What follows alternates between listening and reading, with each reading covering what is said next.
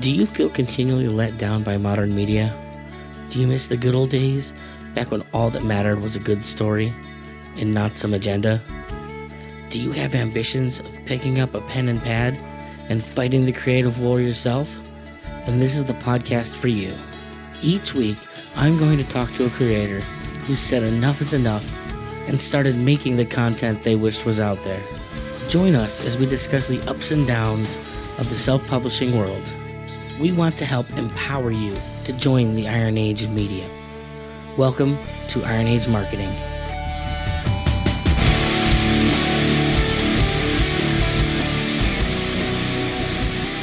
Welcome to another episode of the Iron Age Marketing Podcast. I am Nicky P here with today's guest, Andronikos, or Travis. How are we doing today, boss? Doing all right. How's your day going? It's a day. They pile on top of each other a little bit. So, today we're going to talk to Travis about the process of getting a book made. More importantly, starting from the idea of wanting to create a book at all, and we're going to just see what path he walked in his journey.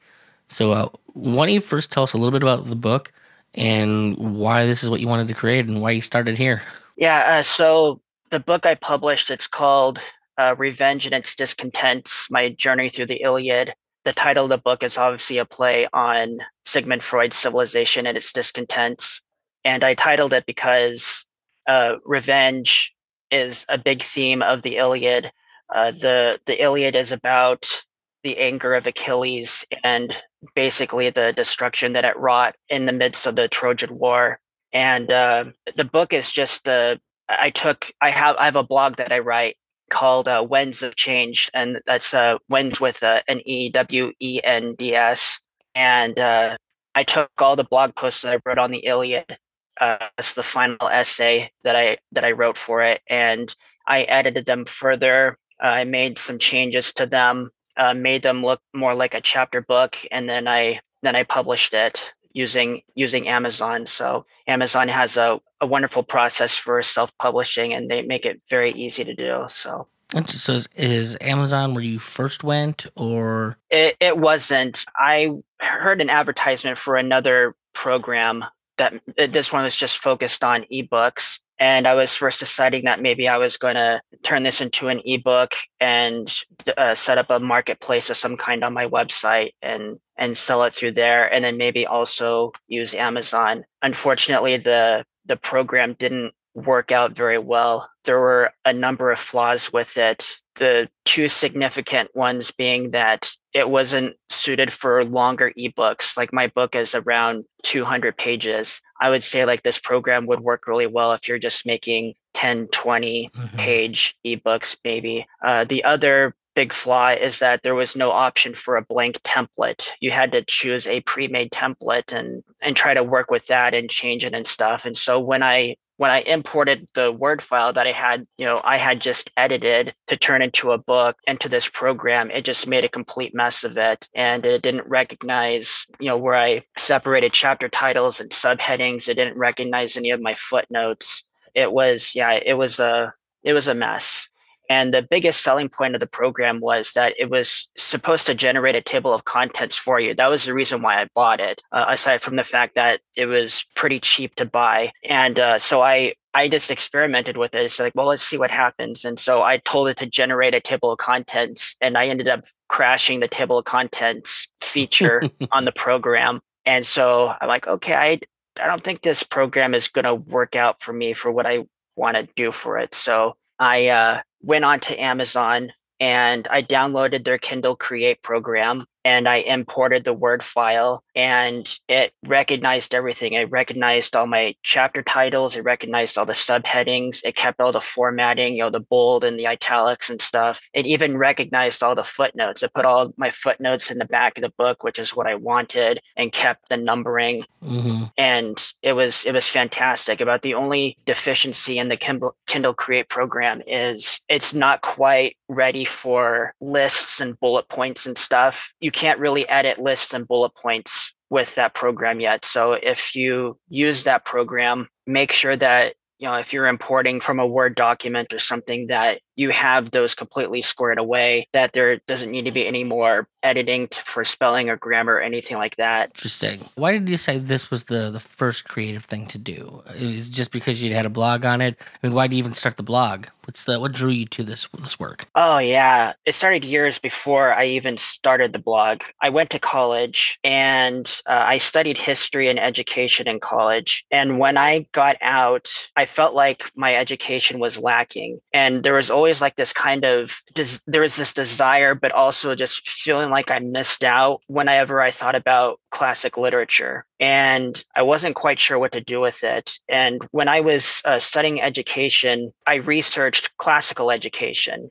That's where you learn Latin, perhaps Greek. You go through the classics, and it can be pretty pretty rigorous like education for homeschooling or for private schools. And it just fueled my desire to want to read classics, but I still didn't know what to do. So fast forward a couple years, I read How to Read a Book by Mortimer Adler. It's a classic book. I highly recommend it for everyone. You should probably read the revised version with Charles Van Doren that was published in, I think, 1971 or 1972.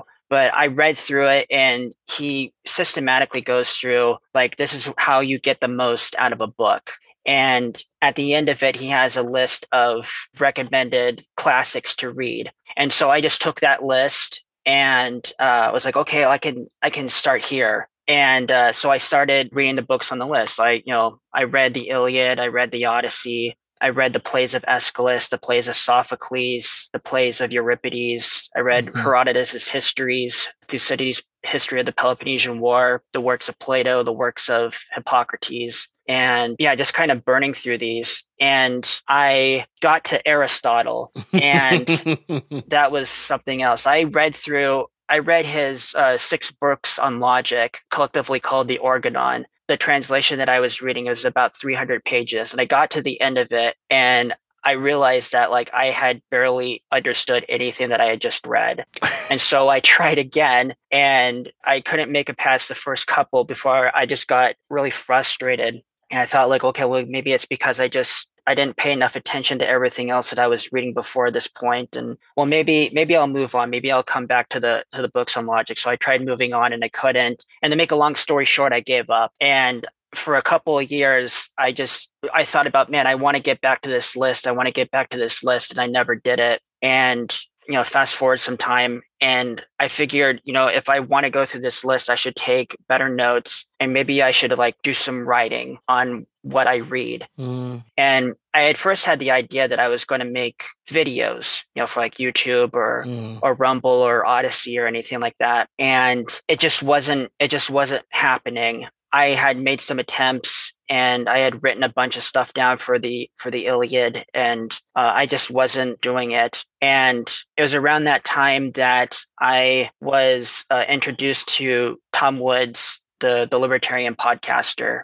And he had been advertising that you can use an affiliate link of his to start your own website using Bluehost and WordPress. And so I decided to use that affiliate link, and I started building my website, and I was like, okay, I have something that I can use, and I'm going to make a blog instead of creating videos. So that's what I did. And so I began writing actual blog posts and sporadically putting them up. But it wasn't until Tom Woods started his School of Life program that I really kicked the blog into high gear. And I was also introduced to Substack, and that's what I've been using primarily to get the blog out, because Substack is so useful. You can just your blog posts just get emailed to people rather than them having to go to your website. They just get sent right to your inbox. And so I'm keeping up both of them right now. And but yeah, so it just started, to sum up, it started with me wanting to read classic literature and read all of these works that I had never gotten to in college or any time before college. And I wanted to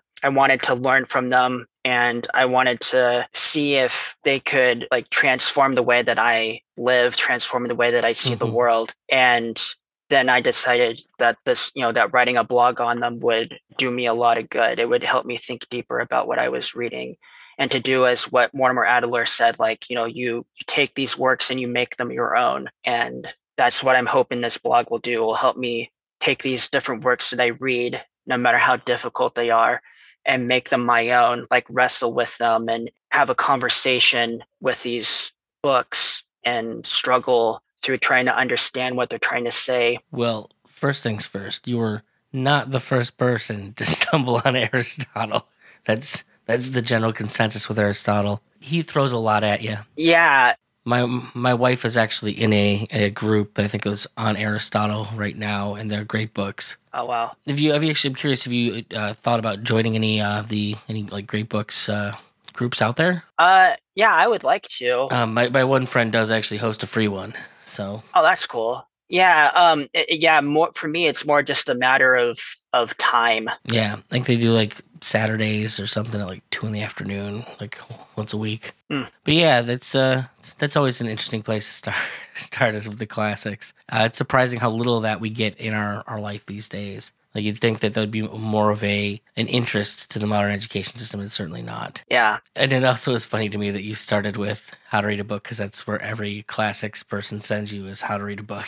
Yeah, it's a great book. Like I said, I highly recommend it for anyone who wants to get started on a journey through the classics. Read it. And also, I also highly recommend On the Reading of Old Books by C.S. Lewis. It's a short essay. You can find it in his one of his essay compilations called God and the Doc. Mm-hmm. So yeah, it's also public domain. So I'm sure you can just go on the internet and find it. My wife has everything C.S. Lewis ever did, I think. So yeah, he's a great writer. So he's one of the 3 people in history you can trust. Oh yeah, yeah, him, Tolkien, and G.K. Chesterton. That's it. So nice. What is your goal with putting this out there? Obviously you made the jump from a blog to actually creating it, put the elbow grease in to make an actual book. What is your goal for that book? My primary goal is to get, with Revenge and its Discontents, my primary goal is to get people interested in reading the Iliad and to show that you dear reader, you can read the Iliad for yourself. It's possible. It's not difficult as long as you're willing to meet the work face to face and willing to interact with it and just persevere with it. You can read the Iliad and enjoy it. You don't need a college degree. You don't need some textbook or some professor or even me telling you, what's in the Iliad and this is how you're supposed to read it and this is what you're supposed to get from it. And you don't really need any of that. There's never really been agreement on a lot of that anyways. Part of the great books process is the arguing back and forth for years. Yeah, and I like thinking of all of these works, all these great works as part of a great conversation that you start at one point and they build off of each other, and these different works engaging with the world, perhaps engaging with each other. But yeah, that was just like what I wanted to get through is that this is an incredible work, the Iliad. There's much that you can learn from it, despite being almost 3,000 years old. It's still as relevant today as it was back then in terms of its themes, whether it's revenge, war, leadership, both its failures and successes, and patriotism, things like that. There's much to be had in it. And I hope that it will pique people's interest and that they would pick up the Iliad for themselves. And there's a lot of great modern translations, and there's also a lot of great public domain translations. I use the Samuel Butler translation, even though it uses the Latin names for the gods and some of the characters. It's probably the easiest public domain translation out there to read. So, if you have no money, start with the Samuel Butler translation. But that's primarily what I wanted to get out of the book and also the blog. Okay. And I guess to the end and like reaching your goal, getting more people to kind of take on this challenge and realize it's perhaps not the challenge they thought it was, at least until Aristotle. What are you doing to kind of promote yourself and promote your book? How's that working out for you? That's the part I care about the most personally. Yeah, honestly, not very well. I am not very good at promoting myself. I signed up for social media accounts. I didn't, and many of which I had never used before a few months ago.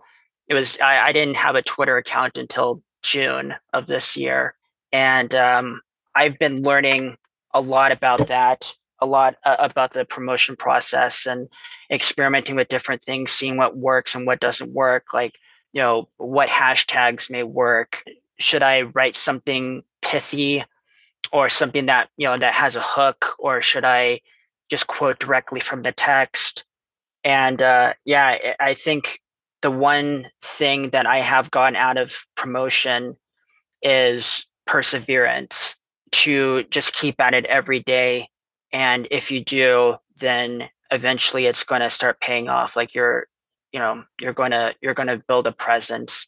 It's what they say about overnight success. It's only overnight if you weren't doing it. Yeah. Yeah, and that's what I've noticed. Like all these different content creators that I've come to enjoy, they just seem to come out of nowhere.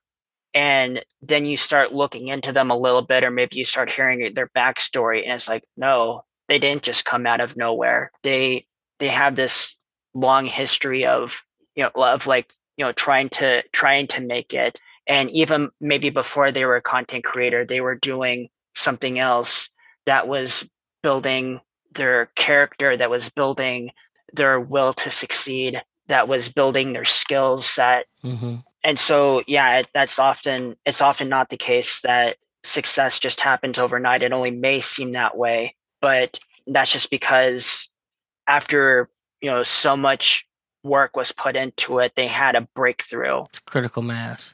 The critical mass. They had a breakthrough and they were launched onto the scene.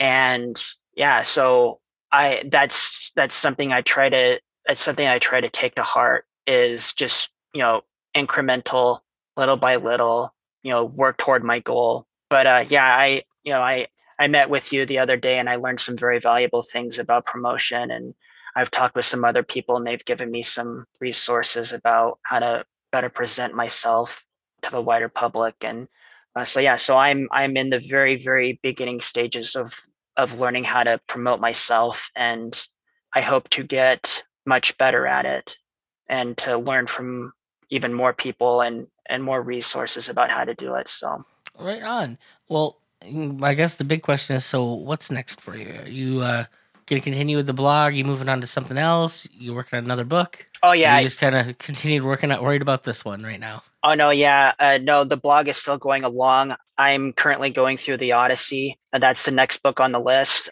My post for book 6 of the Odyssey, the Iliad and the Odyssey, rather than chapters, they have books. So Hmm. chapter 6, book 6 of the Odyssey, my post on it just dropped. And yeah, that's so I'm planning on doing pretty much the same exact thing. I'm going to write a blog post on each book of the Odyssey, and then I'm going to write a final essay on it, and then I'm going to take all of those and further edit them and turn them into a book. Right on. Well, we'll have to be on the lookout for that.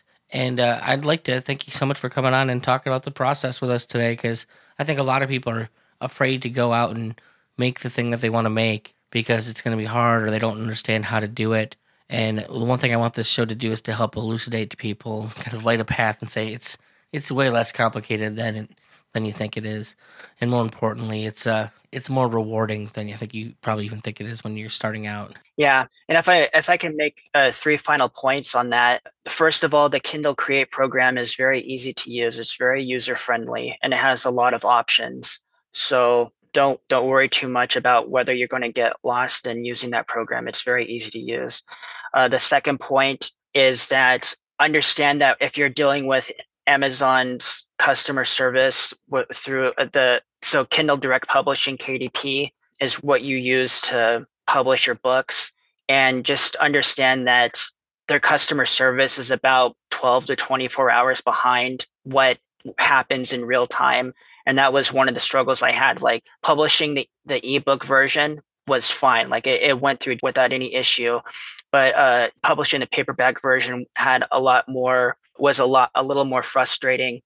And so like something would happen on my KDP page regarding the paperback, and I would have no idea what's going on. And then like 12 hours later, the next day, oh hey, by the way, we're concerned about this book because of X, Y, and Z. Can you provide like more details? So I would do that. And then like the status of my book would update again to like basically being blocked. And I'm like, what is going on? I just told them, like, I just showed them proof that I'm who I say I am. And so eventually all got resolved. I just had to wait some time. Mm-hmm. And so if you're having issues with that, just give them time, like wait about 24 hours before, after responding to them and, showing them like, yeah, if, like answering their questions or addressing their concerns, wait about 24 hours before you start freaking out and trying to, demand some real answers and stuff. Okay. The final thing, if you are someone that wants to publish your own work, whether it's a blog, whether it's video, podcast, a book, and you're apprehensive about it, one thing that helped me keep things in perspective is about 1.3 billion people on Earth are English readers. Of those 1.3 billion people, you are going to be able to find that, that 100, that 1,000, that 10,000 people that are going to look at your content and they're going to like what they see and they're going to want to follow you and they're going to want to give of their money or give of their time and to encourage you to keep going. But you're not going to find those 100 or 1,000 people unless you put yourself out there. Mm-hmm. And it's going to take time and it's going to take patience and it's going to take perseverance, but it's going to happen. You just have to keep through it and just understand that, to use the cliche that you're not going to please everyone. It doesn't matter. It doesn't matter how open you are, how kind you are, how funny you are, or anything like that. There are going to be people who are just not going to like you or like what you do. And you're just going to have to accept that. And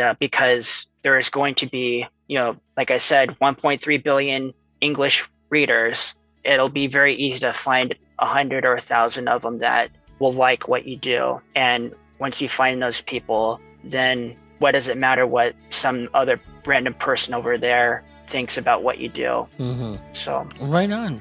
Well, once again, thank you so much for coming on here, Andronikos, or Travis, whichever one you want to go by today. Thank you so much. For everyone else out there, hope you pick something up. Thank you. I appreciate it. Do you fancy yourself the next Tolkien, Lewis, or Barker? Maybe you just have something subversive to say. Hopefully this podcast is helping you. But maybe your ambitions are just a little bigger than you can handle on your own. Head over to ironeadsmarketing.com and let Nicky P help ensure your book doesn't release to nobody.